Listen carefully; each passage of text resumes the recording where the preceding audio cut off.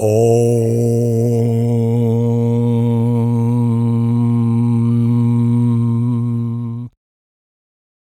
Tat Sat.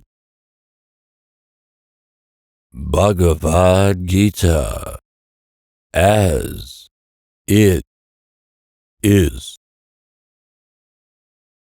Chapter 2.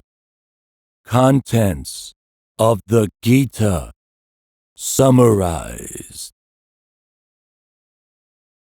When doubts haunt me, when disappointments stare me in the face, and I see not one ray of hope on the horizon, I turn to Bhagavad Gita and find a verse to comfort me, and I immediately begin to smile in the midst of overwhelming sorrow. Those who meditate on the Gita will derive fresh joy and new meanings from it every day.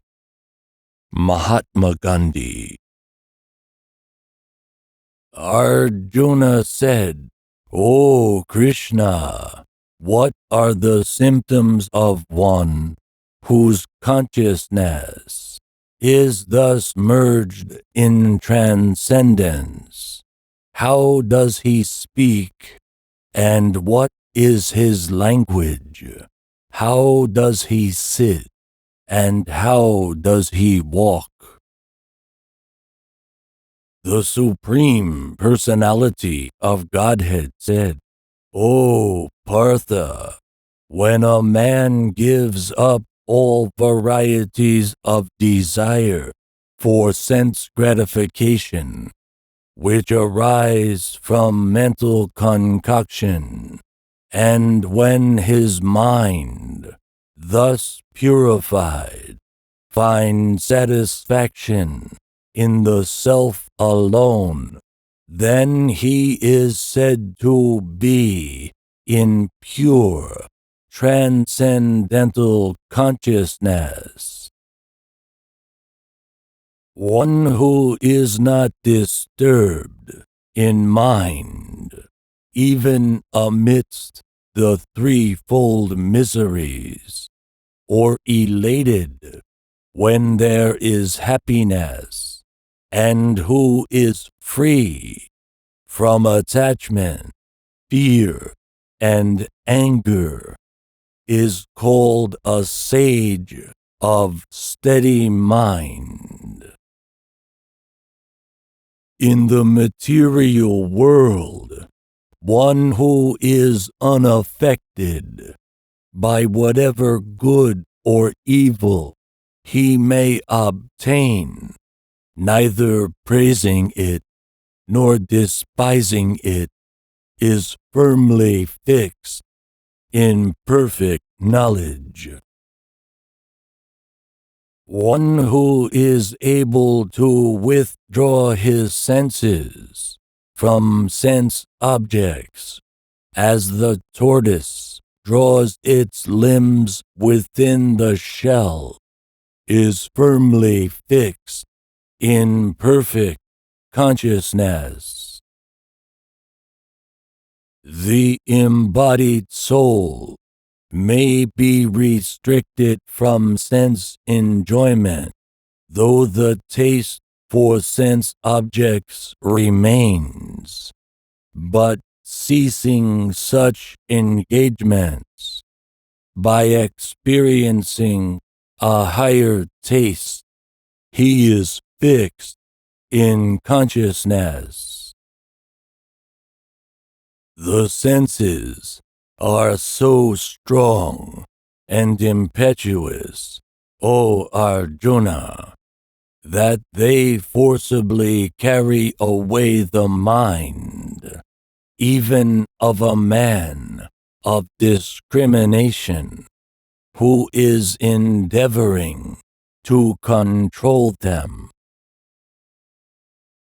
One who restrains his senses keeping them under full control, and fixes his consciousness upon me, is known as a man of steady intelligence.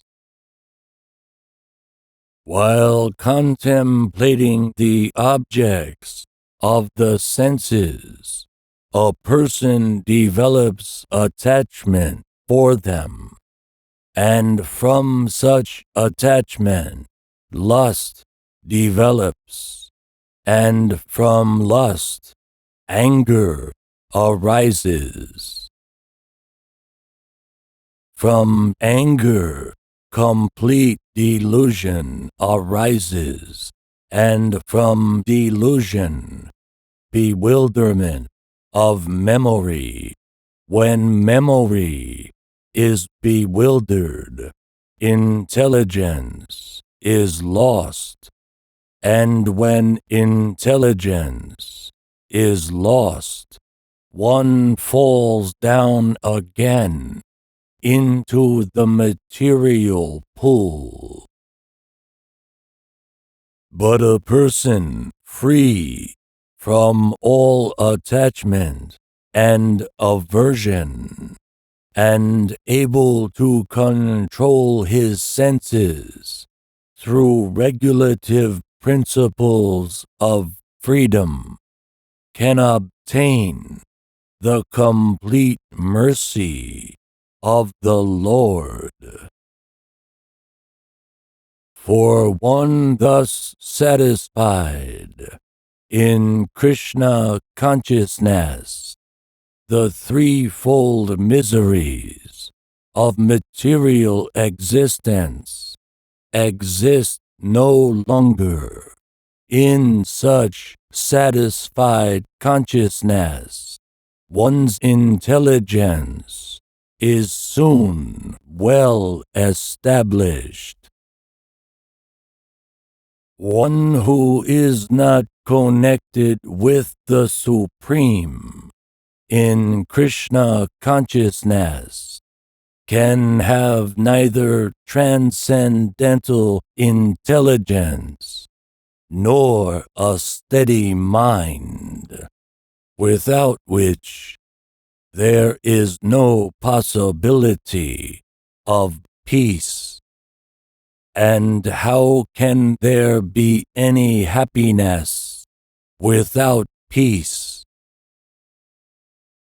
As a boat on the water is swept away by a strong wind, even one of the roaming senses on which the mind focuses can carry away a man's intelligence. Therefore, O mighty armed, one whose senses are restrained from their objects is certainly of steady intelligence. What is night for all beings is the time of awakening for the self-controlled, and the time of awakening for all beings is night for the introspective sage.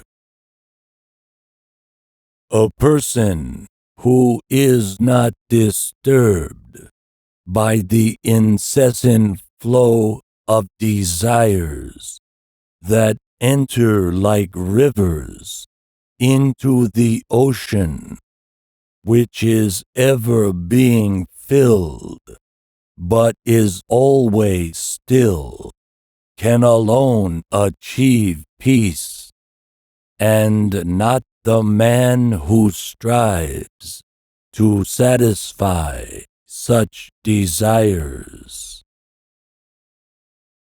A person who has given up all desires for sense gratification who lives free from desires, who has given up all sense of proprietorship and is devoid of false ego.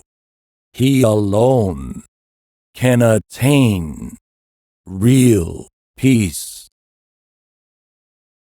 That is the way of the spiritual and godly life, after attaining which a man is not bewildered.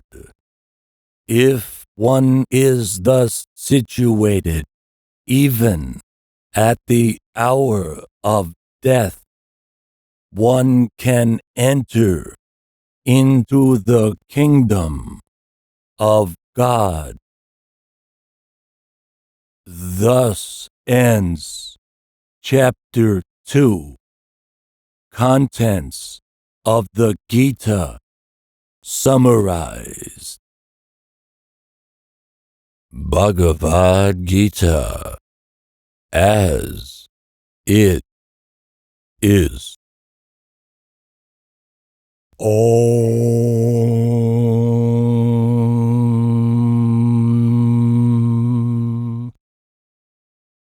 Tat Sat.